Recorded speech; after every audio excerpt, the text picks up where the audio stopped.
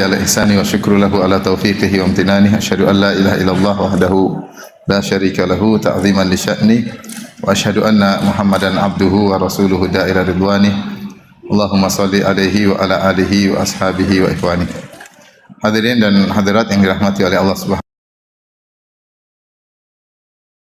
bahas suatu ibadah yang sangat agung dan diseru oleh Allah Subhanahu wa taala untuk kita selalu melakukannya dan juga dipraktekkan oleh Nabi sallallahu alaihi wasallam dan para sahabatnya, yaitu ibadah bertaubat kepada Allah Subhanahu wa taala.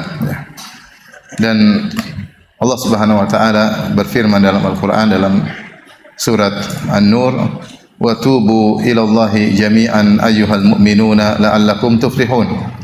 Dan hendaknya kalian kaum beriman, hendaknya kalian bertobat seluruhnya, seluruh kalian hendaknya bertobat jami'an la'allakum tuflihun, agar kalian beruntung. Ayat ini adalah ayat Madaniyah.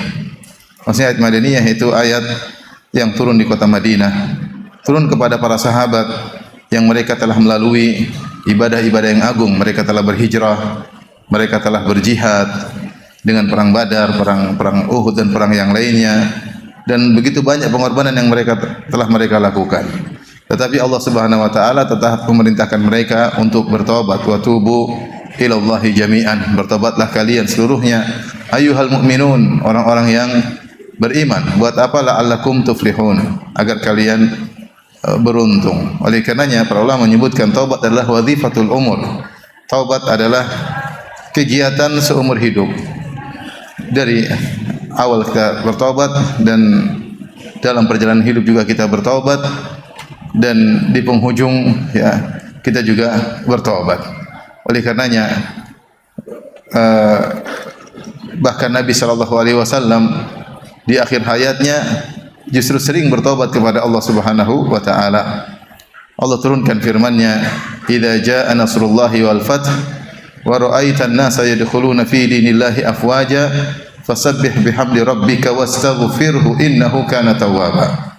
Jika telah datang pertolongan Allah dan kemenangan dari Allah, dan engkau melihat orang-orang telah masuk Islam berbondong-bondong, kata Allah, fasabbih bihamdi rabbika wastaghfirhu, maka bertasbihlah kepada Allah Subhanahu wa taala, kepada Rabbmu, wastaghfirhu, dan beristighfarlah, innahu kana tawwaba, sungguhnya Allah Maha penerima taubat. Maka sejak turun surat tersebut di akhir hayat Nabi sallallahu alaihi wasallam, maka Nabi selalu dalam ruku dan sujudnya beliau berzikir, subhanakallahumma rabbana wa bihamdika Allahumma ighfirli, subhanakallahumma rabbana wa bihamdika Allahumma ighfirli, ya. Yaitu artinya maha suci engkau ya Allah dan ampunilah aku. Nabi menggabungkan antara tasbih dengan istighfar, karena Allah perintahkan fasabbih bihamdi rabbika wastaghfirhu, bertasbihlah dan istighfarlah. Maka Nabi dalam ruku dan sujud selalu membaca subhanakallahumma rabbana wa bihamdika Allahumma ighfirli. Kata Aisyah radhiyallahu taala anha, yata'awwalul Qur'an, yaitu Nabi sallallahu alaihi wasallam mengamalkan, menjalankan perintah yang Allah perintahkan. Bahkan Nabi sallallahu alaihi wasallam ketika mau meninggal dunia, apa doa terakhir yang beliau ucapkan? Beliau berdoa, rabbighfirli warhamni, ya, walhiqni birrafiqil a'la. Rabbighfirli warhamni, ya Allah rahmatilah aku, ya Allah ampunilah aku dan rahmatilah aku, dan susulkan aku bersama ar-rafiqil a'la, itu orang-orang saleh, para syuhada, para salihin, para nabi, para anbiya yang telah mendahuluiku. Ini kenapa perlu saya sampaikan? Saya ingin mengingatkan, jangan sampai kita salah sangka, kita menyangka taubat itu hanya untuk orang-orang para pendosa saja, ya. Sesungguhnya ibadah taubat itu untuk semuanya, ya. Tentunya lebih ditekankan bagi orang-orang yang terjerumus dalam dosa. Bahkan orang-orang yang beriman sekelas para sahabat, mereka diperintahkan untuk bertobat kepada Allah Subhanahu wa taala. Karena manusia tidak luput dari namanya dosa, dosa besar maupun dosa kecil, ya.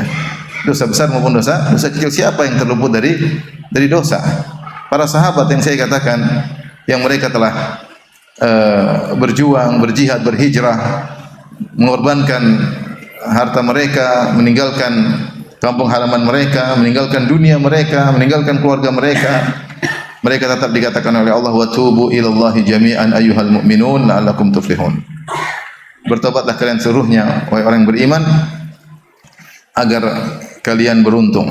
Kemudian yang menakjubkan lagi, ayat ini dalam surat An-Nur ini Allah sebutkan ayat ini wa tubu ilallah, bertobatlah kalian seluruhnya, setelah Allah menyebutkan tentang perintah menundukkan pandangan. Yang kita tahu mengumbar pandangan hukum asal hukum dosa kecil. Hukum asal hukum dosa kecil jika tidak merambat pada yang lainnya. Ya. Dan tidak berulang-ulang. Kalau sering-seringan maka tidak ada dosa kecil kalau berulang-ulang. Sebagaimana Ibn Abbas berkata, la saghirata ma'al israf. Tidak ada dosa kecil kalau dilakukan berulang-ulang. Meskipun ada khilaf di kalangan para ulama, apakah dosa kecil kalau berulang-ulang belum menjadi besar atau tetap menjadi dosa kecil tapi dosanya bertumpuk. Ada khilaf di kalangan para ulama. Saya bahas dalam buku saya insyaallah tentang Al-Kabair, Syarah Al-Kabair. Lagi saya tulis ya. Baik, ikhwan dan akhwat yang dirahmati Allah Subhanahu wa taala. Ayat ini wa tubu ilallahi jami'an, hendaknya kalian bertobat, adalah potongan dari ayat tentang perintah menundukkan pandangan. Kata Allah Subhanahu wa taala, "Qul lil mu'minina yaghuddu min absarihim wa yahfazu furujahum, dzalika azka lahum innallaha khabirum bima yasnaun." Wa qul lil mu'minati yaghuddna min absarihinna wa yahfazna furujahunna wa la yubdina zinatahunna illa ma dhahara minha wal yadribna bi khumurihinna ala juyubihinna, dan seterusnya. Allah mengatakan, katakanlah kepada lelaki mukmin untuk menundukkan pandangan mereka dan menjaga kemaluan mereka. Itu lebih suci bagi mereka dan Allah mengetahui apa yang mereka lakukan. Dan katakanlah kepada wanita-wanita mukminah untuk menundukkan pandangan mereka dan menjaga kemaluan mereka dan tidak menampakkan perhiasan mereka kecuali yang biasa nampak. Seterusnya di akhir ayat ya kata Allah wa tubu ilallahi jami'an ayyuhal mu'minun, hendaknya kalian bertobat seluruhnya oleh orang beriman. Syekh Muhammad bin Shalih Al-Utsaimin rahimahullah ketika mengomentari ayat ini beliau mengatakan ini dalil bahwasanya wajib bertobat bahkan dari dosa-dosa kecil. Wajib bertobat bahkan dari dosa-dosa kecil.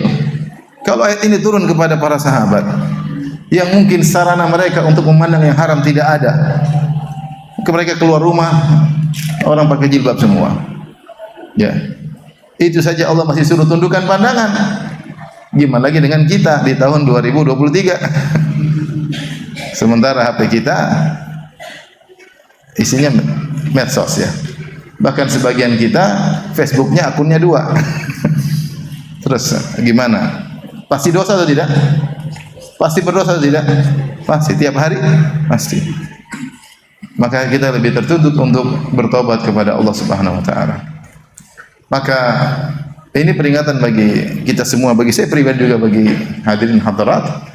Jangan kita sangka bertobat itu untuk orang-orang pelaku dosa besar, para sahabat disuruh bertobat oleh Allah Subhanahu wa taala. Kalau para sahabat disuruh bertobat oleh kita, dosa banyak, dosa mata, dosa telinga, dosa hati, dosa ucapan, dosa sombongan, dosa merendahkan, dosa meremehkan, dosa banyak sekali. Dosa sama suami, apalagi ibu banyak sekali dosanya sama suami. Dosa sama istri enggak terlalu banyak. Tapi berulang-ulang. Dosa sama orang tua, dosa sama banyak anak-anak haknya tidak dipenuhi, tetangga tidak diperhatikan. Kita ini tiap hari berlumuran dosa. Maka bahasa ini untuk kita semua, bahasa ini untuk kita semua. Maka dikatakan at-taubah wazifatul umur. Taubat itu adalah kegiatan seumur hidup. Seumur hidup. Sampai orang-orang yang habis beribadah disuruh bertobat, suruh beristighfar. Kenapa? Khawatir dalam ibadah ada kurang. Khawatir dalam ibadahnya ada ujub. Apa Allah berfirman tentang orang-orang yang salat malam? Ya. Kata Allah Subhanahu wa taala, "Wa bil ashari hum yastaghfirun." Di waktu sahur mereka beristighfar. Siapa mereka ini? Mereka yang malamnya mereka salat malam. Sampai waktu sahur habis salat malam mereka istighfar, astagfirullah, astagfirullah, astagfirullah. Maka disunahkan bagi seorang kalau sudah salat malam, sudah salat witir, istighfar. Astagfirullah, astagfirullah. Mereka tidak ujub dengan khawatir salat malam mereka menjadikan mereka apa? Ujub. Khawatir mereka tadi salat malam pikirannya masih kemana-mana. Allah suruh istighfar. Habis salat disuruh apa? Zikir pertama setelah salat apa? Astagfirullah, astagfirullah, astagfirullah. Malam Lailatul Qadar doa yang terbaik apa? Allahumma innaka afuwun tuhibbul afwa fa'fu anni. Minta istighfar. Sudah berusaha beribadah sebanyak suruh istighfar. haji, thumma afidhu min haitsu afadha an-nas wastaghfirullah. Kemudian beranjaklah kalian meninggalkan padang Arafah dan beristighfarlah. Baru wukuf di padang Arafah disuruh lagi apa? Istighfar. Cuma kita tidak menghadirkan dalam hati kita. Lidah kita, lisan kita sulit mengucapkan Rabbi ghfirli wa tub alayya innaka antat tawwabur rahim. Kita lebih senang ngomong sana, ngomong sini, komentar sana, komentar sini. Lisan kita enggan untuk mengatakan astagfirullah, astagfirullah. Kalaupun mengucapkan astagfirullah tidak diresapi, hanya sekedar formalitas yang harus diucapkan oleh lisan. Tentu istighfar yang seperti itu tidak berkualitas, beda dengan istighfar yang orang merasakan dalam dirinya banyak kekurangan, banyak kesalahan. Ya, banyak kesalahan. Ya. Mumpung kita masih banyak bisa istighfar, minta taubat, kita banyak bertobat kepada Allah. Kata Nabi SAW, fa inni astaghfirullah wa atubu ilaih fil yaumi mi'ata marrah. Aku beristighfar dan bertobat kepada Allah setiap hari 100 kali. 100 kali. Kita kalau jalan sama guru-guru kita, syekh-syekh kita di mobil, astagfirullah, astagfirullah, astagfirullah. Kita yang di sampingnya lihat HP. Mereka apa? Astagfirullah, astagfirullah, astagfirullah. Oleh karenanya ikhwan dan akhwat yang Allah Subhanahu wa taala, taubat adalah kewajiban kita semua sampai akhir hayat kita. Sebagaimana dicontohkan oleh Nabi sallallahu alaihi wasallam, dicontohkan oleh para sahabat radhiyallahu taala anhum ajma'in, dan itu perintah Allah Subhanahu wa taala. Nah, ketika berbicara taubat, tidak usah ragu untuk bertobat dari segala dosa yang kita lakukan, dosa besar maupun dosa kecil. Karena ibadah taubat ini ibadah yang sangat dicintai oleh Allah Subhanahu wa taala. Sangat dicintai oleh Allah Subhanahu wa taala. Sampai kalau ada orang tidak berdosa, maka Allah akan sirnakan orang tersebut. Kata Nabi sallallahu alaihi wasallam, "Lau lam tudhnibu la dhahaballahu bikum." Kalau kalian tidak berdosa, Allah akan sirnakan kalian. Tsumma jaa'a qaumin yudhnibun. Kemudian Allah akan datangkan suatu kaum yang mereka berdosa. Tsumma yastaghfirunallah. Kemudian mereka beristighfar kepada Allah, fa yaghfirullahu lahum. Lantas Allah mengampuni mereka. Jadi Allah suka seorang apa? Beristighfar. Karena dalam istighfar tersebut nampak kehinaan seorang hamba. Bukankah hakikat ibadah kita menunjukkan kehinaan kita di hadapan Allah? Ya atau tidak? Sampai Allah mentakdirkan nabi-nabi pun terjatuh dalam sebagian dosa-dosa kecil. Namun bukan berarti ketika mereka terjatuh dalam dosa kecil kemudian mereka menjadi rendah. Tidak, mereka jadi semakin sempurna. Ya. Fa kharra raqi'an wa anab, seperti Nabi Daud alaihissalam ketika fastaghfara rabbahu. Nabi Daud ketika datang dua orang kemudian bersengketa di hadapan dia, maka Nabi Daud kemudian mengatakan, kamu telah mendolimi apa saudaramu karena telah mengambil bisuali ni'ajika ila najatihi ila ni'ajik, ya. Dia minta kambing semua untuk dia, maka kata Nabi Daud, engkau telah mendolimi apa saudaramu, atau dia telah menzalimi kamu. Waqad zalamaka, sungguh dia telah mendolimi. Ternyata itu ujian dari Allah Subhanahu wa taala. Ternyata Nabi Daud disebutkan oleh para ahli tafsir, beliau alaihi wassalam memberi hukuman, keputusan hukum sebelum mendengar dari dua belah pihak. Bisu'alin najatika ila ni'aji. Dia telah mendolimi engkau karena minta kambingmu yang satu untuk gabung dengan kambingnya 99. Dia telah bersalah. Setelah itu Nabi Daud sadar bahwasanya dia telah bersalah memberi hukum karena dia tidak mendengar dari dua belah pihak.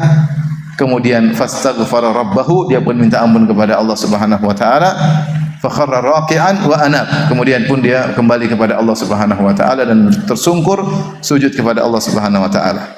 Fa ghafarna lahu dzalik, kata Allah, kami ampuni dia. Baik. Apakah dengan bersalah Nabi Daud menjadi rendah? Tidak. Wa inna lahu indana la zulfa wa husna ma'ab.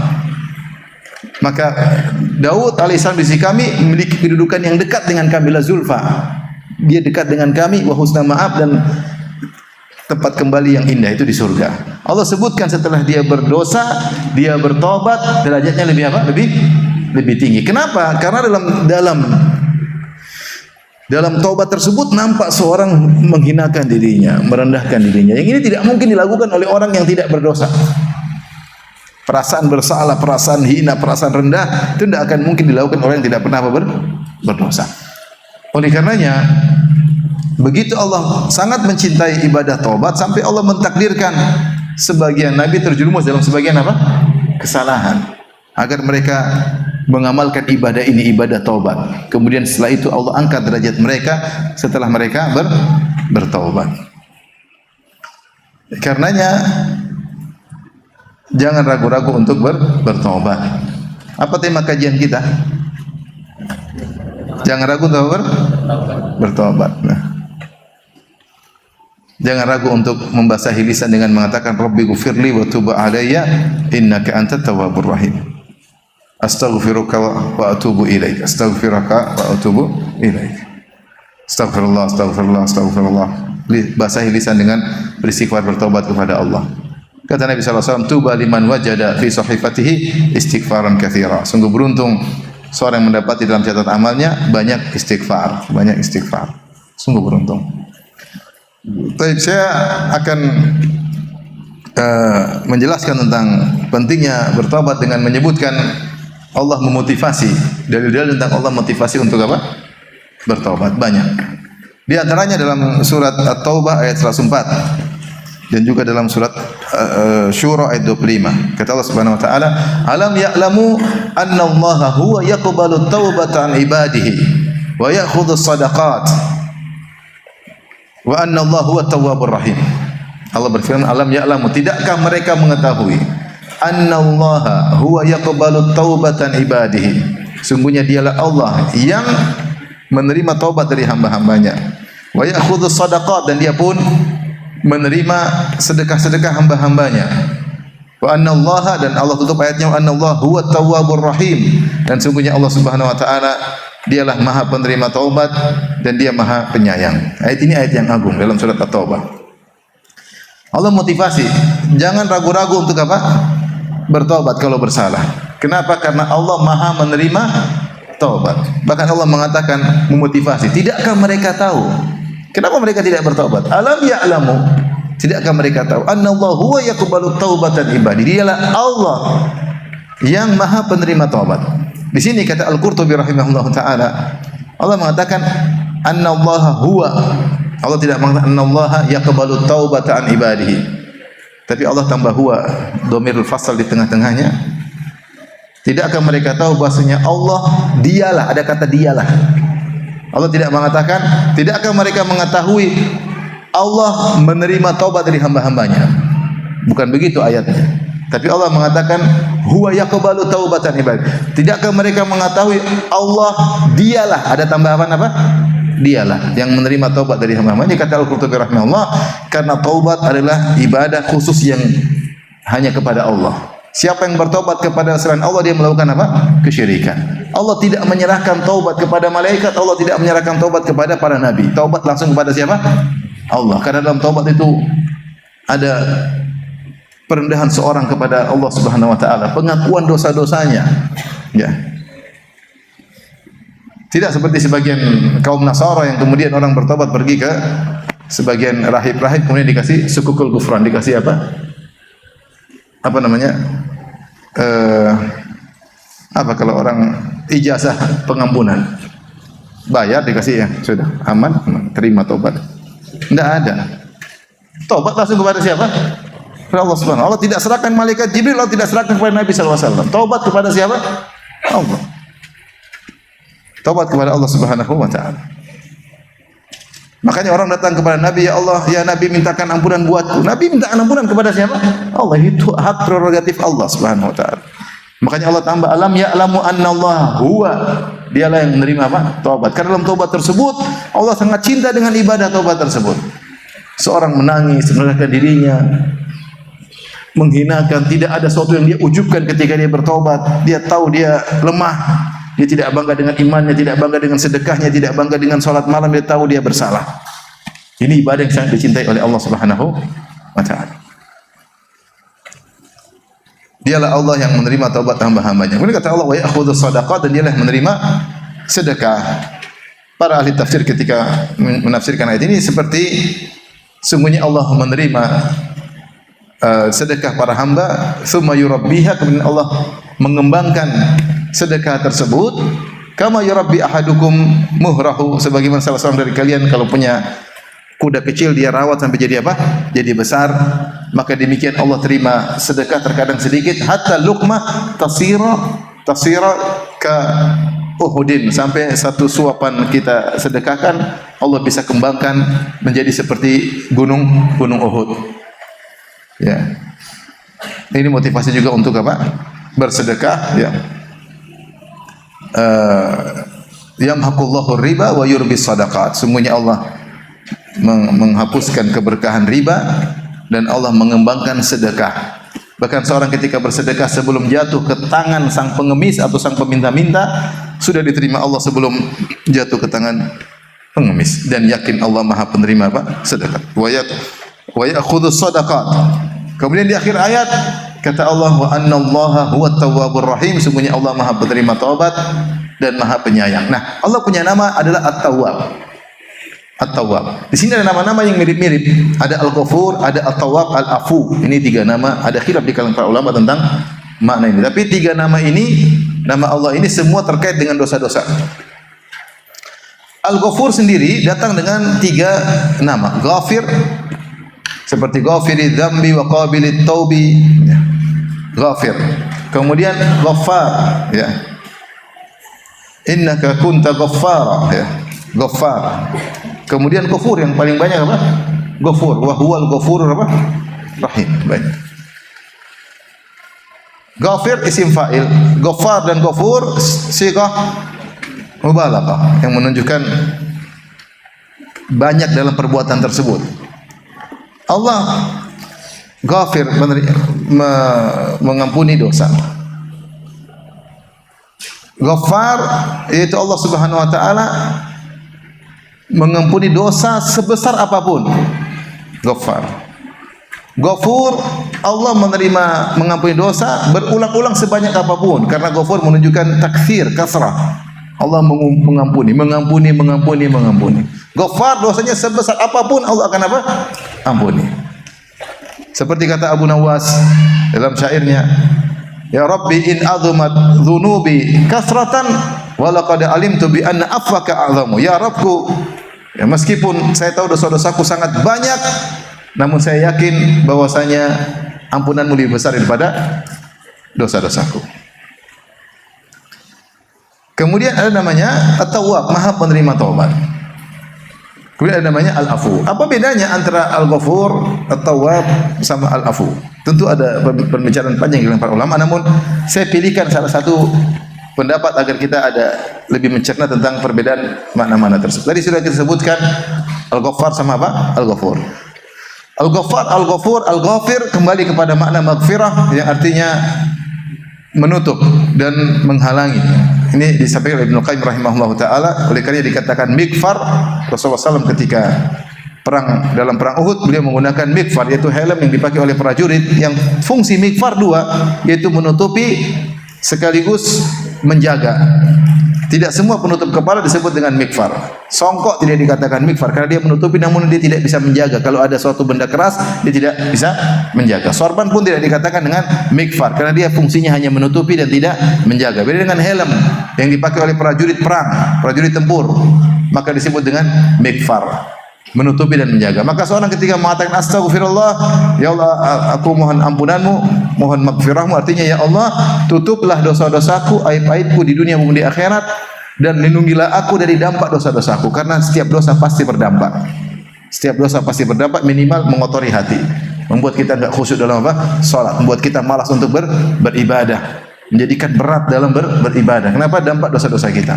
Mau salat malam malas, mau sedekah pelit, mau silaturahmi ke orang tua kayaknya berat, ya.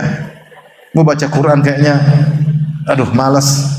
Tapi kalau baca medsos semangat. Nah, ini dosa-dosa. Maka kalau kita banyak istighfar, maka kita minta sama Allah, ya Allah tutupilah aib-aibku, jangan kau bongkar dosa-dosaku, karena dosa-dosa kita tutup. Banyak dosa-dosa yang kita lakukan orang tidak tahu, istri kita pun tidak tahu. Ya.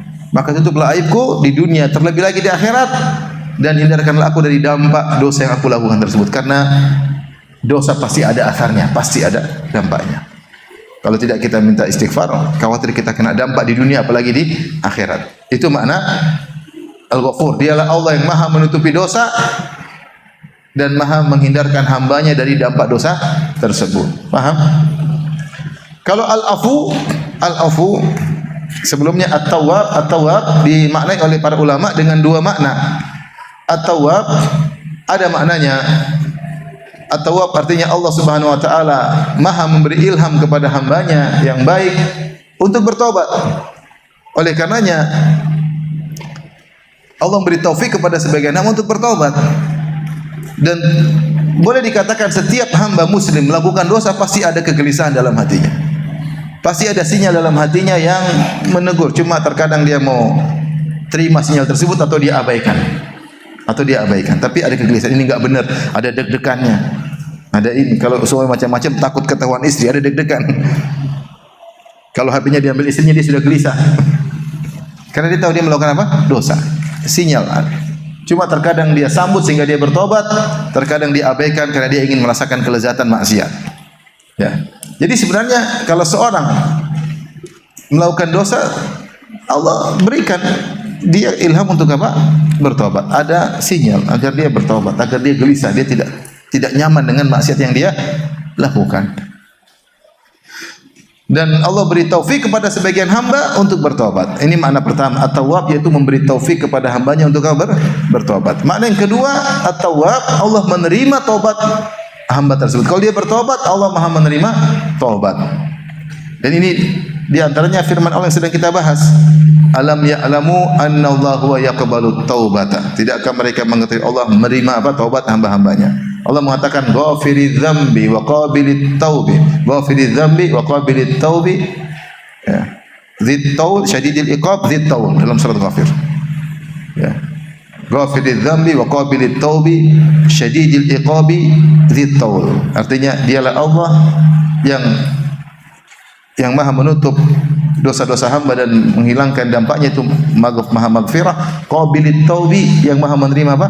Taubat. Namun ingat, syadidil iqab, hukumannya sangat dahsyat, dzitaul, yang memberi banyak kenikmatan, pemilik banyak kenikmatan. Jadi qabilit taub, Allah Maha menerima taubat. Sehingga kalau ada orang hamba yang bertobat, secara aturan pasti diterima. Kenapa pasti diterima? Karena Allah At-Tawwab, Maha penerima apa? Taubat. Orang bertanya, Ustaz, taubat saya diterima atau tidak? Pasti diterima, tapi dengan syarat kamu memenuhi persyaratan taubat. Ibnu Qayyim bahas masalah ini. Allah Maha penerima taubat.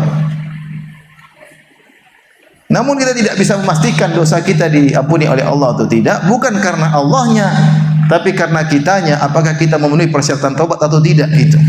Seandainya kita memenuhi persyaratan taubat, pasti diterima karena Allah adalah At-Tawwab. Terlebih lagi Allah menggandengkan At-Tawwab dengan Ar-Rahim. Dialah Allah yang Maha menerima taubat hamba-hambanya. Begitu indah ketika At-Tawwab digandengkan dengan Ar-Rahim. Karena Maha penerima taubat adalah salah satu konsekuensi atau bentuk dari sifat rahmat Allah Subhanahu wa taala. Karena Allah kasih sayang sama hamba-hambanya, maka Allah menerima taubat. Ayat yang lain tadi disebutkan juga dalam surat Asy-Syura, wa huwal ladzi yaqbalu taubata an ibadihi wa ya'fu anis sayyi'at. Sini Allah gandengkan antara menerima taubat dengan wa ya'fu anis sayyi'at. Wa huwal ladzi yaqbalu taubata an ibadihi wa ya'fu anis sayyi'at wa ya'lamu ma taf'alun. Allah mengetahui apa yang kalian lakukan. Nah, jadi At-Tawwab Maha penerima taubat, dan taubat ada syarat-syaratnya, ya. Sebagaimana dijelaskan oleh para ulama, di antaranya oleh An-Nawawi dalam kitabnya Riyadhus Shalihin, itu jika memenuhi 3 persyaratan. Yang pertama, al-iqla' anidz-dzam, meninggalkan dosa tersebut. Yang kedua, an-nadam, menyesal asal perbuatan tersebut, dan Nabi bersabda an-nadamatu taubah. An-nadamah taubah, menyesal adalah taubat. Yang ketiga, al-azm ala adamil audah, bertekad untuk tidak kembali lagi. Siapa yang memenuhi 3 persyaratan ini, pasti taubatnya diterima, pasti. Kita enggak boleh bikin ragu-ragu orang yang belum tentu enggak terima, pasti diterima. Tapi kamu harus memenuhi persyaratan ini. Kamu meninggalkan dosa ketika kau bertobat, kau benar-benar menyesal, benar-benar terenyuh hati, menyesal kenapa saya terjerumus kemarin, menyesal. Ketiga, bertekad untuk tidak melakukannya. Kalau kamu memenuhi 3 persyarat ini, pasti diterima. Meskipun nanti kau terjerumus dalam dosa lagi, bulan depan, minggu depan, itu dosa yang lain.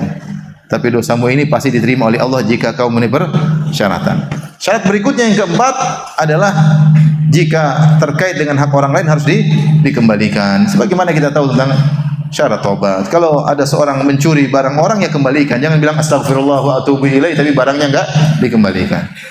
Dia curi mobil orang kemudian astagfirullah wa atubu ilaih. Enggak bisa. Mobilnya kembaliin baru astagfirullah wa atubu ilaih. Taubat kalau sudah memenuhi syarat taubat pasti diterima oleh Allah Subhanahu wa taala. Dari sini kita tahu bahwasanya taubat beda dengan istighfar. Istighfar adalah doa. Ya Allah, aku mohon ampunan. Bisa jadi seorang masih belum taubat tapi dia istighfar. Ada orang begitu enggak?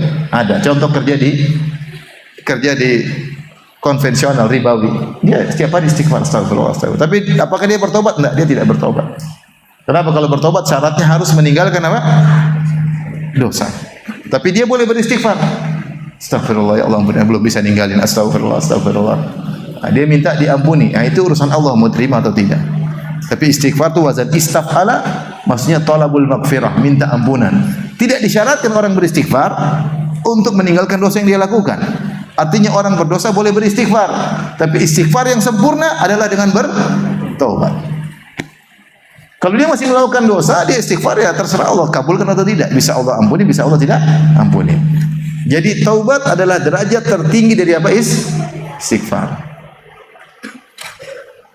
Jadi kalau orang beristighfar jangan bilang percuma kok istighfar, kok masih enggak, biarin dia istighfar, biarin aja. Istighfar.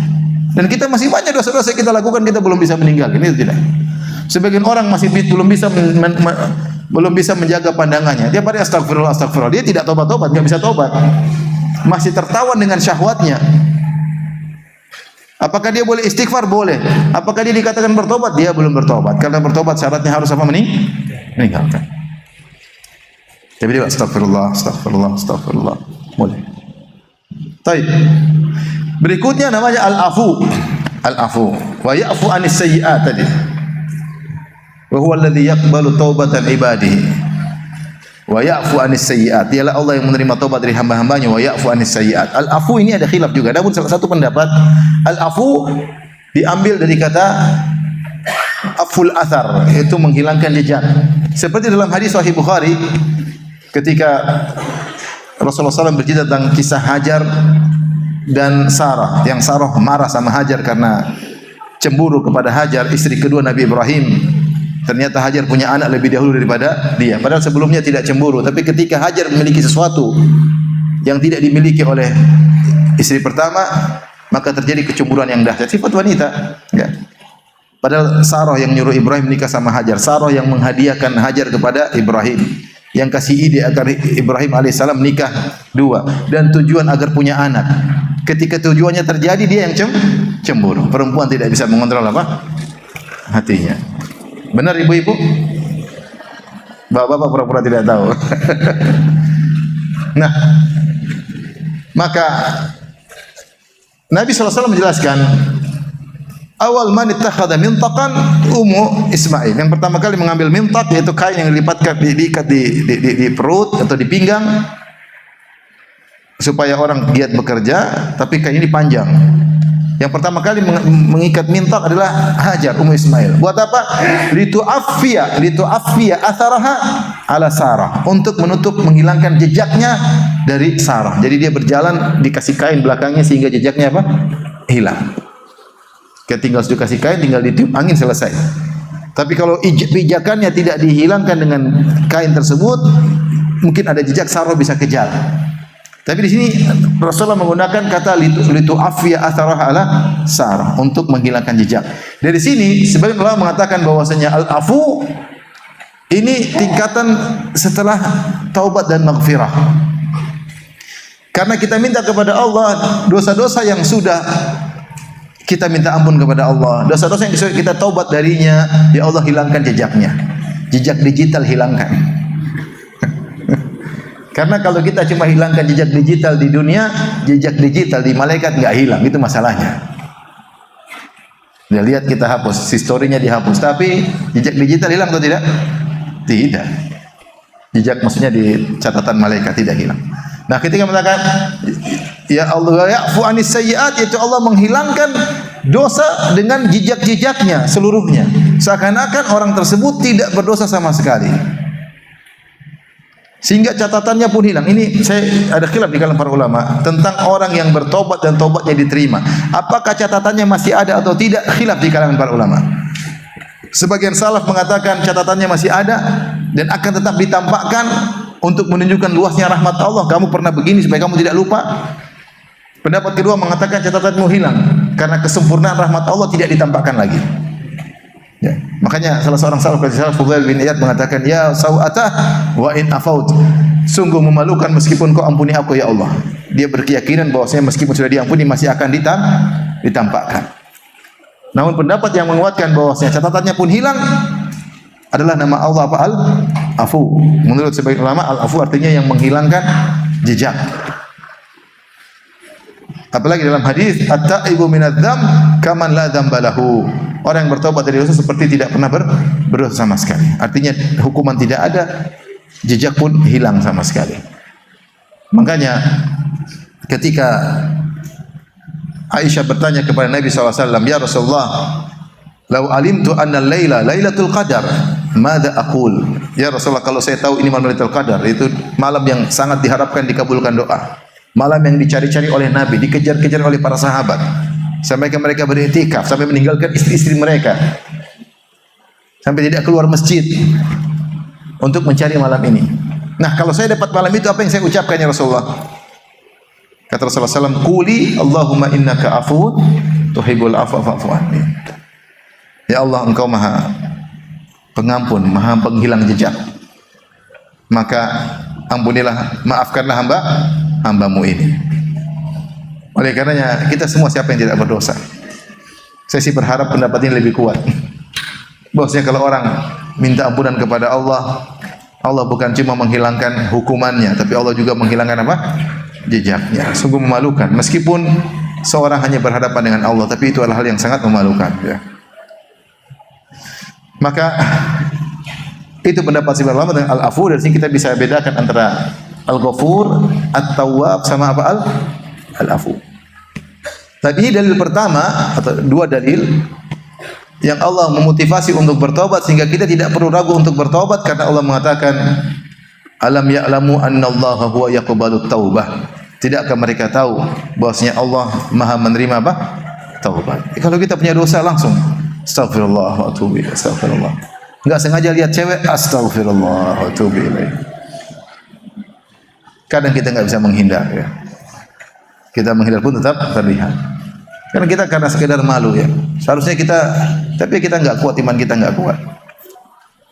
Contoh seharusnya kalau misalnya kita di pesawat di bisnis kelas, tahu-tahu ada pramugari dengan pakaian yang menor, kemudian terlihat sebagian apa namanya buah dadanya misalnya. Harusnya kita begini kan? Tapi kan kita enggak enak begitu. Kita gini tetap aja kelihatan bayang-bayang di sini. Gimana? Coba bilang apa? Astagfirullah.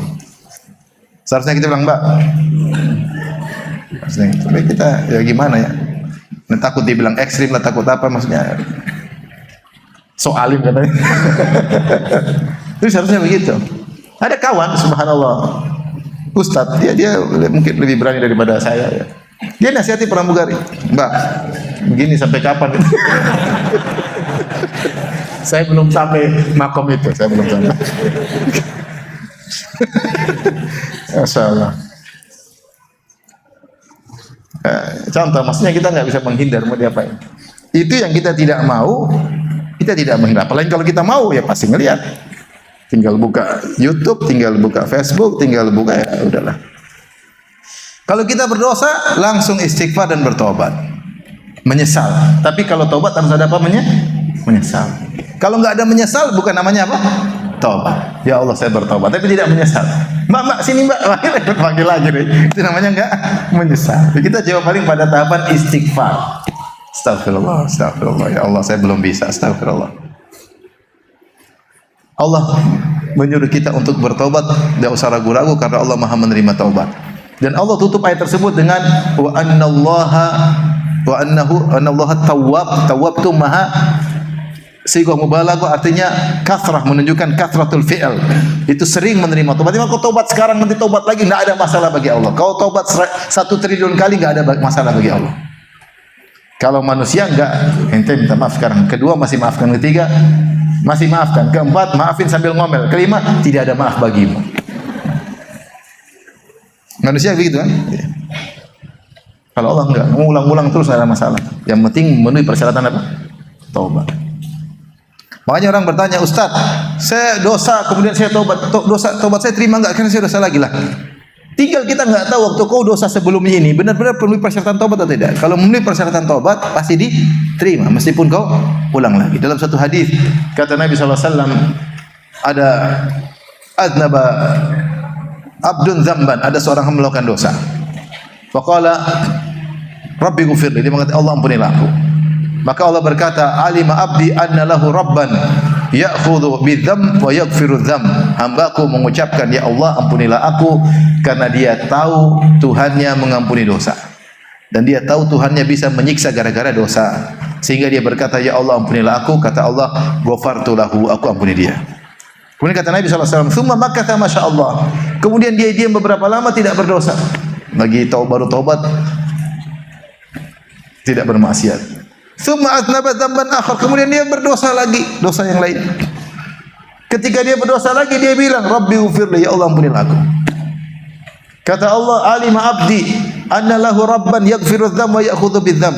Hambaku tahu dia punya Tuhan, yaitu Allah Subhanahu wa taala, yang mengampuni dosa dan bisa menghukum karena dosa, maka dia minta ampun. Kata Allah, ghafartu lahu, aku ampuni dia.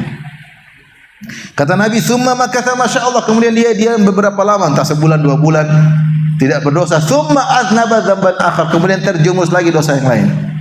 Dan dia berkata lagi, Rabbi ghfirli, ya Allah ampuni aku. Kata Allah komentari lagi, alima abdi anna lahu rabban ya'khudhu bidzam wa yaghfiru dzam. Hambaku tahu dia punya Tuhan yang mengampuni dosa, maha mengampuni dosa dan bisa menghukum karena dosa. Ghafartu lahu, dan aku ampuni dia lagi. Falyaf'al abdi ma syaa. Silakan hambaku melakukan apa yang dia inginkan. Artinya apa? Setiap dia berdosa dia minta ampun, setiap dia berdosa minta ampun, Allah selalu mengampuni. Kenapa? Karena Allah Tawwab. Kenapa Allah Tawwab? Ini jangan dipahami hadis ini ya. Saya ulangi lagi deh. Begitu ngulangi belum sempat taubat, tewas. Itu repot. Itu bahaya. Tapi maksud saya ini, jangan bikin orang putus asa. Dia terjebak, tertawan dengan syahwatnya, terjebak dengan kebiasaannya. Bertobat. Tobat kepada Allah Subhanahu wa taala. Bahkan ini tidak terlepas dari sebagian. Kadang saya mendengar perkara yang menakjubkan ya. Ini kejadian nyata saya juga, tapi ini kenyataan. Ada suatu pondok, saya ngajar situ. Ada seorang yang kelihatannya perhatian, kemudian nyata, alim, bahkan dia ceramah, karena kita suruh latihan ceramah, dia ceramah. Tahu-tahu dia datang suatu hari, dia ngaku, karena setiap malam dia keluar dari pondok, malam balik, dia ngaku, maaf Ustaz, bukan pada saya tapi pada Ustaz yang lain. Ustaz itu cerita sama saya kaget juga gitu. Dia bilang, Ustaz, saya mohon maaf Ustaz, saya tiap malam keluar. Kenapa kamu keluar tiap malam? Saya jajan Ustaz. Jadi tiap malam dia berzina. Saya nggak bisa kalau nggak berzina. Jadi subhanallah, tertawa dengan apa? Syahwat. Ini bahaya sekali orang ini kalau lagi berzina kemudian meninggal. Bahaya tidak? Bahaya, apalagi di YouTube kan. Tapi bukan dia, kita tetap suruh dia untuk apa? Bertobat. Karena kalau seorang tidak meremehkan dosa tersebut dan dia merasa dia tetap menyesal, dia belum itu masih menangis, masih ada kesempatan untuk apa? Bertobat. Karena Allah Maha menerima taubat. Oleh karena jangan ragu-ragu untuk bertobat. Ini salah satu kejadian yang menakjubkan yang pernah lewat dalam kehidupan saya. Ngaji paling depan, nyatat, latihan ceramah oke, tahu-tahu tiap malam jajan. Ya, tapi ya kalau dia tidak bilang kita nggak bakalan tahu. taubat. Makanya taubat itu tidak pakai perantara, langsung kepada Allah, karena ada rahasia-rahasia yang tidak bisa diutarakan oleh seorang hamba kepada manusia. Dia malu. Tapi dia tidak perlu malu kepada siapa? Allah. Dia utarakan ketika ingin bertobat kepada Allah Subhanahu wa taala. Kalau kita punya salah sama orang, kita susah meminta maaf. Betapa banyak pertanyaan sering, ya Ustaz, saya sudah minta sama dia, dia cuekin. Ya Ustaz, saya tidak maafkan. Itu manusia kayak gitu. Mau nyusun kata-kata susah, sudah nyusun kata-kata ditolak, minta maaf. Sama Allah ente duduk nangis, enggak usah ngomong sebisanya, diampuni. Yang penting terpenuhi persyaratan, meninggalkan dosa, menyesali perbuatan, bertekad untuk tidak apa? Kembali melakukannya. Tapi ini salah satu dalil Allah motivasi kita untuk bertobat, maka jangan ragu untuk bertobat setiap kita melakukan dosa. Ya. Jangan tunda-tunda. Oleh karenanya dalam sebenarnya mengatakan menunda tobat adalah dosa tersendiri. Tobat adalah ibadah yang alal faur, disegerakan, tidak boleh ditunda. Siapa yang sudah tobat itu dosa tersendiri. Allah mengatakan wasari'u ila maghfiratin min rabbikum. Bersegeralah, cepatlah menuju ampunan Rabb kalian. Suruh bertobat segera. Ya. Suruh bertobat segera. Sabiqu ila maghfiratin min rabbikum. Cepatlah untuk bertobat kepada Allah. Siapa yang sudah tobat, dia punya dosa tersendiri. Dosa menunda apa? Taubat. Tapi di antara dalil-dalil yang sekian banyak yang motivasi kita untuk bertobat, bahwasanya Allah telah menceritakan dan juga Nabi telah menceritakan kisah-kisah orang yang dosanya sangat besar, tapi ternyata diampuni oleh Allah Subhanahu wa taala. Ya. Dengan begitu mudahnya, menunjukkan Allah sangat Maha menerima taubat dan Allah tidak peduli dengan dosa sebanyak apapun.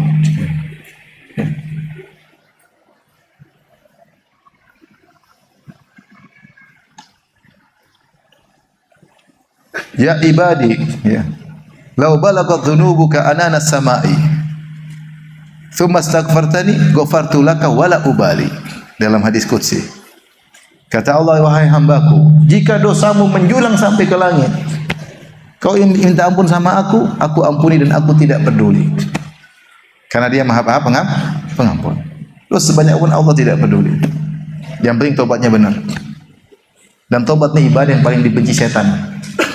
Iblis sudah nyesatin orang, sudah minum khamar, sudah bunuh orang, sudah ini, sudah tahu-tahu di akhir taubat, wah gagal iblis. Sudah goda dia puluhan tahun, disangka jadi temannya dalam neraka, ternyata di penghujung dia bertaubat. Nah, Allah mengkisahkan dan juga Nabi mengkisahkan tentang orang-orang yang tenggelam dalam maksiat luar biasa, ternyata diampuni oleh Allah Subhanahu wa taala. Contoh dalam Al-Qur'an, misalnya apa? Kisah para penyihir Firaun. Para penyihir Firaun. Sihir itu syirik atau bukan? Syirik. Bahkan syirik yang parah, sihir.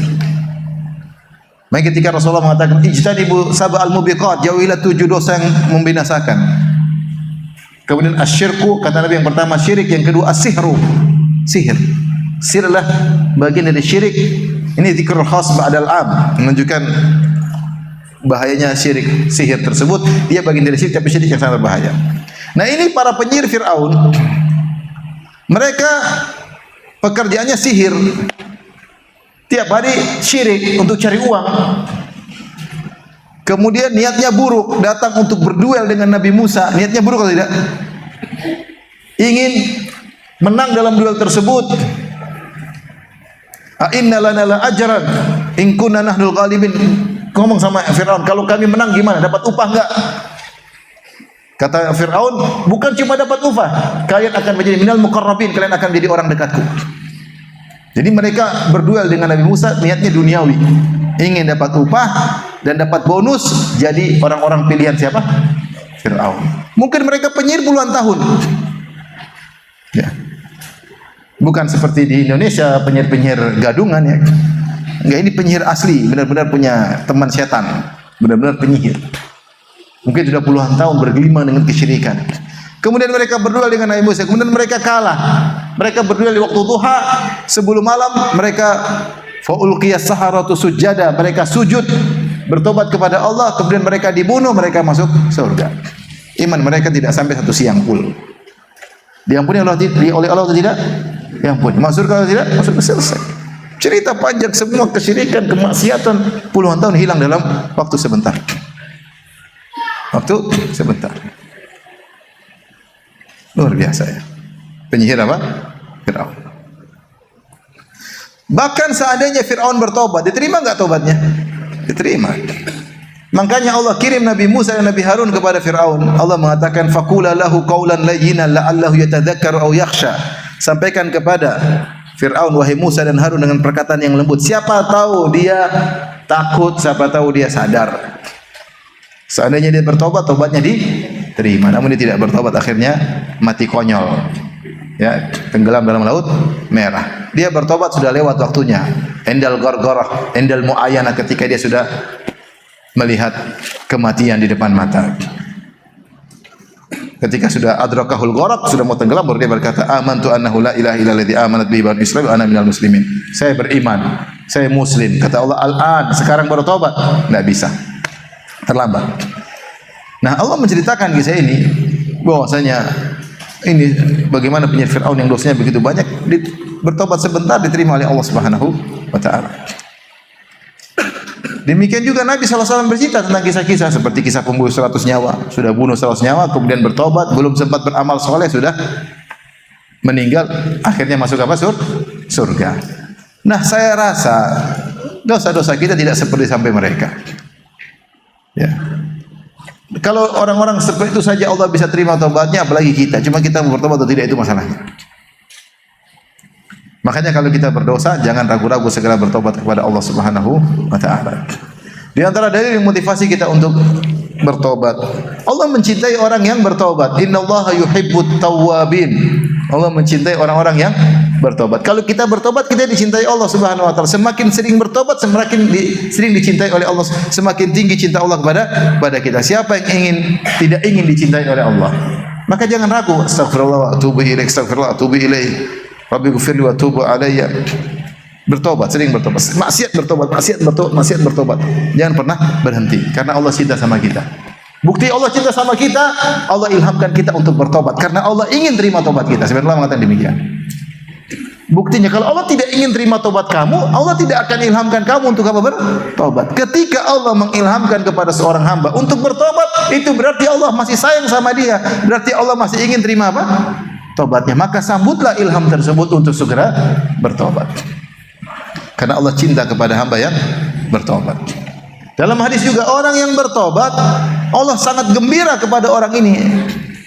Gembira ketika ada hamba yang bertobat. Dalam hadis kata Nabi sallallahu alaihi wasallam, "Allahu asyaddu farahan bi taubati 'abdihi hina yatubu ilaih min ahadikum bi ardin falat kana bi rahalati bi ardin falatan falatat minhu."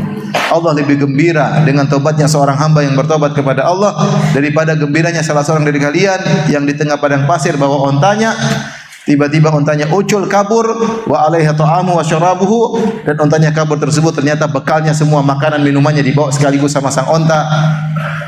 Kemudian dia pun pasrah. Kemudian fattaja'a tahta dhilli syajarah, kemudian dia pun mencari sebuah pohon, dia bernaung di bawahnya, dia menunggu kematian. Qad ayyisa min rahilatihi, dan dia sudah putus asa, dia merasa dirinya akan mati. Tiba-tiba datang onta tersebut, maka dia saking gembiranya, fa akhadha bi khitamiha, dia segera pegang tali kekang onta supaya tidak ucul lagi, tidak kabur lagi. Saking bersyukurnya, saking gembiranya, dia berkata, Allahumma anta abdi wa ana rabbuk, ya Allah, sungguh benar engkau hambaku dan aku adalah Tuhanmu. Kata Nabi, akhta'a min syiddatil farah, salah ngomong karena saking apa? Gembiranya.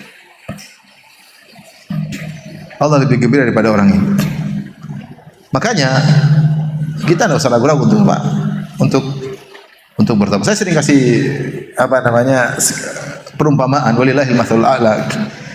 Allah telah menjelaskan, Nabi telah menjelaskan, Allah lebih sayang kepada hambanya daripada ibunya kepada anaknya. Allah lebih sayang kepada kita daripada ibu kita sama kita. Kita sudah tahu bagaimana kasih sayang ibu kita sama kita, iya tidak? Ibu kita sangat sayang sama kita, karena kita pernah dalam perutnya, dalam kandungannya, dia yang pernah menyusui kita. Tapi yang menciptakan kita lebih sayang, yang mengkreator kita lebih sayang, yang memberikan kita bentuk dalam rahim, yang memberikan kita segala. Siapa yang cipta? Perut ibu kita cuma tumpangan. Yang mencipta sungguhnya siapa? Allah. Kita ini hasil makhluk Allah. Maka wajar jika Allah lebih sayang kepada hambanya daripada terhadap anaknya. Nah, kalau kita nakal, ibu kita ngomel, mungkin jewer. Terus kalau kita kembali baik, ibu kita senang atau tidak? Senang. Kita ya punya anak nakal, kita membentak, kita usir dari rumah. Tahu anak itu kembali nangis, mak saya enggak, kita sayang enggak? Tambah sayang sama dia. Walillahil matsalul a'la, maka Allah lebih daripada itu. Maka seorang jangan ragu-ragu untuk bertobat. Kapan saja dia berdosa segera bertobat, baik dosa besar maupun dosa kecil. Dan agar dia terbiasa tidak maksiat, sebaiknya dia menjalankan sunnah Nabi SAW.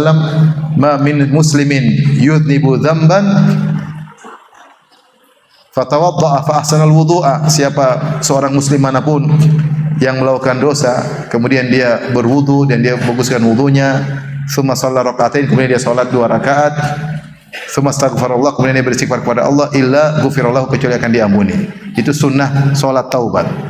Kalau setiap kita bermaksiat, kita salat taubat, kita akan semakin jarang bermaksiat. Setiap kita berdosa, kita salat taubat, kita semakin jarang bermaksiat, karena kita salat taubat lagi.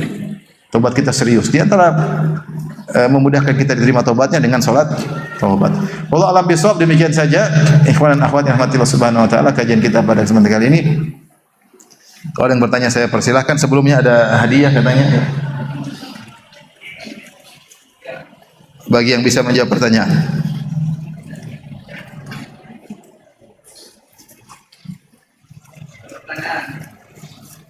Sebentar, ini oh ya, bentar Pak. Silakan Pak, pertanyaan Pak.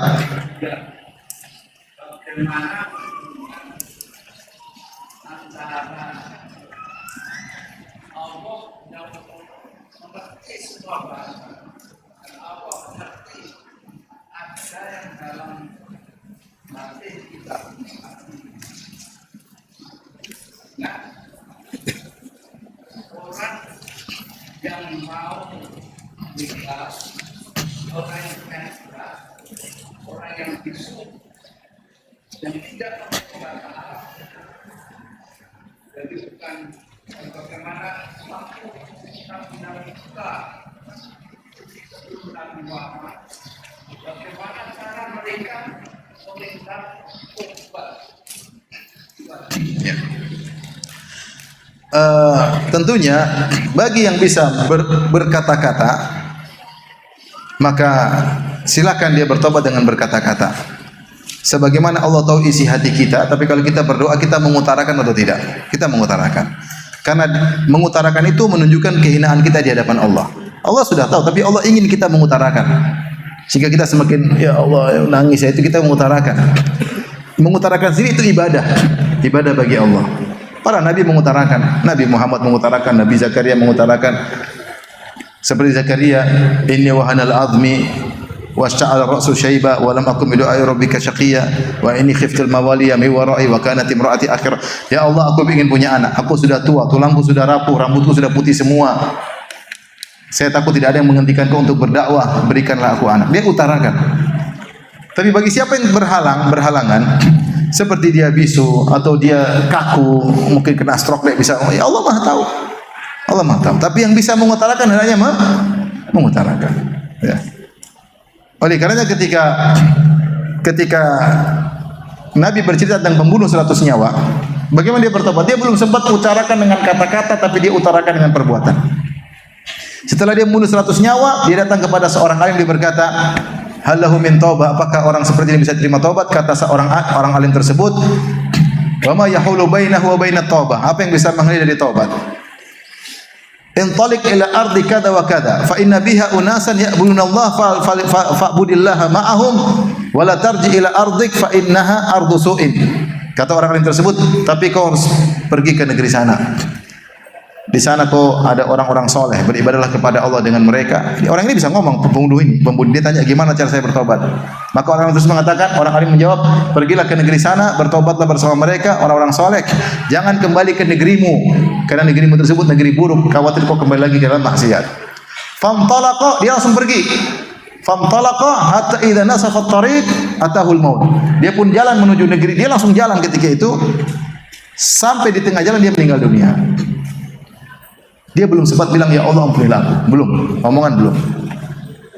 Tapi dia baru dalam apa? Dalam hati. Tapi dia ungkapkan dengan apa? Perbuatan, gerakan. Maka fakta samat fihi malaikatur rahmah wa malaikatul azab. Maka khilaf, datang malaikat rahmat, malaikat azab ingin mencabut nyawanya. Kata malaikat azab, kami cabut nyawa ini orang lam ya'mal khairan qad, tidak pernah melakukan kebaikan sama sekali. Malaikat rahmat mengatakan, enggak, kami yang akan terima ruhnya. Kenapa? Innahu qad jaa'a taiban muqbilan biqalbihi ila Allah azza wa jalla. Dia telah pergi menuju negeri sebelah bertobat dengan hatinya. Jadi dia mengungkapinya bukan dengan ucapan tapi dengan apa? Sikap. Tapi Allah tahu hatinya ingin apa? Bertobat. Jadi maksudnya kalau orang bisa ungkapkan dengan kata-kata, bertobat dengan kata-kata. Kalau dia tidak mampu karena mungkin ditumpul mulutnya atau dia bisu atau dia kena stroke, ya sudah, Allah tahu isi hati apa? Seseorang. Ya Pak ya? Ini ada hadiah.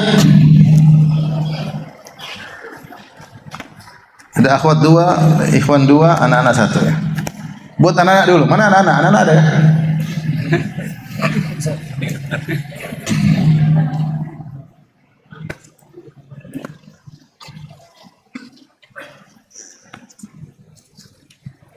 Apa nama Allah yang artinya Maha Penerima Taubat? Ada yang tahu? Anak-anak? Ya, silakan.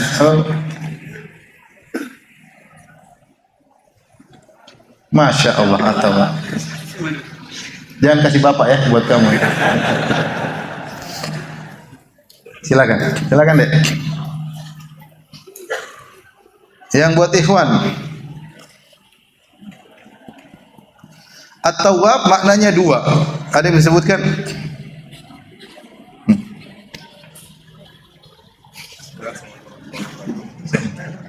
Yang pertama itu memberi ilham untuk bertobat, dan yang kedua itu adalah Allah menerima taubat. Yang pertama memberi taufik untuk bertobat, yang kedua Allah terima taubat. Jazakallah khair. Satu lagi buat ikhwan. Siapa yang paling tua yang hadir? Yang paling tua? Yang paling tua? Hah?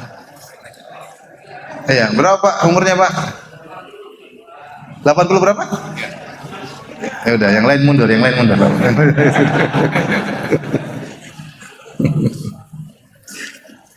Ibu gimana caranya? Iya. Satu ibu yang paling tua, satu apa? Ibu yang paling tua, hah? Ibu yang paling tua satu ya. Kalau ada janda yang paling tua ini, kita berbuat baik sama janda ya. Tapi ada yang bertanya? Ya, silakan. Tadi ada poin yang menarik, selain Yang lain tidak menarik. lebih menarik. Saya bercanda aja. Jangan ambil hati. Saya maafkan. Ya, terkait dengan penghapusan tadi. Tapi bagaimana juga dengan ayat lain Ustaz yang illa man taba wa amina Wa amana. faulai yubadilullahu sayiatihim hasanat gitu kan. Jadi orang yang bertobat diganti juga dengan Dosa-dosanya. Iya. Nah, itu maksudnya dosa yang sebelumnya diganti atau nanti dia akan jadi berbuat kebaikan-kebaikan sehingga bisa menutup defisit amalnya yang sebelumnya. Dan itu apakah berlaku untuk semua dosa atau hanya untuk tertentu saja? Dan juga penggantian amalan itu apakah juga tergantung dengan dosa yang diperbuat, misalkan dosa yang tadi membunuh. Apakah kalau itu diganti kebaikan juga, membunuh kan dosa besar sekali Ustaz. Apakah akan digantinya dengan amalan yang besar juga gitu? Akhirnya Ayat itu memang ada khilaf, banyak pendapat tentang illa man taba wa amana wa amila amalan salihan fa ulaika yubaddilullahu sayiatihim hasanat wa kana Allahu ghafurur rahim dalam surat Al-Furqan. Kecuali orang yang bertaubat, beriman dan beramal saleh, maka mereka itulah orang-orang yang Allah gantikan dosa-dosa mereka dengan kebaikan-kebaikan. Kebanyakan ulama berpendapat maksudnya ketika dia bertaubat, maka yang seharusnya waktunya untuk berbuat kemaksiatan berganti menjadi apa? Kebaikan. Artinya jam segini biasanya dia minum bir, biasanya dia ke diskotik, sekarang enggak. Jam segini dia sholat malam, dia baca Al-Quran, sehingga dosanya berubah menjadi apa? Kebaikan-kebaikan. Ini pendapat sebagian ulama. Yang kedua, ada sebuah hadis, mereka bilang dengan zahir hadis bahwasanya benar-benar dosanya dirubah. Allah berubah, harusnya dosa-dosa ini dalam timbangan keburukan Allah ganti dalam ketimbangan apa? Kebaikan. Jadi Allah letakkan di timbangan, bukan diganti tapi di timbangan ya. Ini pendapat sebagian ulama berdasarkan hadis ketika ada seorang dibukakan dosa-dosanya oleh Allah. Bukankah kau telah melakukan ini? Alasta qad fa'alta dzamba kadza, dzamba kadza, kata dia, benar ya Allah, benar ya Allah, benar ya Allah. Sampai dia sudah hatta idza dhanna annahu halak, dia menyangka dia akan binasa karena Allah sebutkan dosa-dosanya sesempel sedikit, apa cuma sampel-sampel sedikit aja. Allah berkata, qad satartu alaika fid dunya wa ana aghfiru lakal yaum. Di dunia dulu kau melakukan dosa ini, saya tutup, orang enggak ada yang tahu. Maka sekarang aku ampuni dosa-dosamu. Kemudian dia dibukakan lagi dosa-dosanya, dosa-dosa kecil, dosa-dosa besarnya Allah simpan. Dia ketakutan ke dosa-dosa kecil tersebut, maka Allah berkata, dosa-dosa kecil ini saya rubah menjadi apa? Dalam timbangan apa? Kebaikan. Di situ kemudian dia berkata kepada Allah, ya Allah, qad amiltu asya'a lam araha huna. Ketika ditambahkan dosa-dosa kecil, dia sudah malu. Ternyata Allah bilang, dosa-dosa kecil ini saya akan bukan taruh di timbangan keburukan, tapi di timbangan apa? Kebaikan. Akhirnya dia berani, ya Allah, saya punya dosa-dosa yang lain kok belum diperlihatkan, supaya diletakkan dalam timbangan apa? Kebaikan. Di situ dia tertawa, dan Nabi juga tertawa ketika menyampaikan hadis tersebut. Allah alam bisawab. Apakah itu khusus pada orang tersebut atau secara umum, Allah alam bisawab. Yang penting kita kalau berdosa segera bertaubat. Ya. Karena jangan sampai kita berlogika, udah maksiat aja banyak-banyak, nanti jadi pahala. Kita nggak tahu. Ya. Baik, ada lagi yang bertanya? Silakan. Apa? Iya.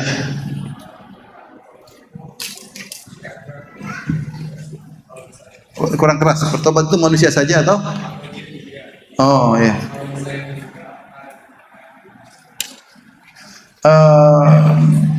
Apakah ada jin kalau bertobat diterima? Iya. Wa allaw istaqamu ala tariqati la asqainahum ma'an ghadaqa. Kata Allah kepada jin, seandainya mereka istiqomah di atas jalan yang lurus, artinya jin ada yang nakal, kalau mereka istiqomah kami akan berikan rezeki yang banyak kepada jin-jin tersebut. Jadi jin punya dunia sendiri, mereka punya rezeki sendiri, mereka menikah, mereka beranak pinak, kita nggak tahu ya.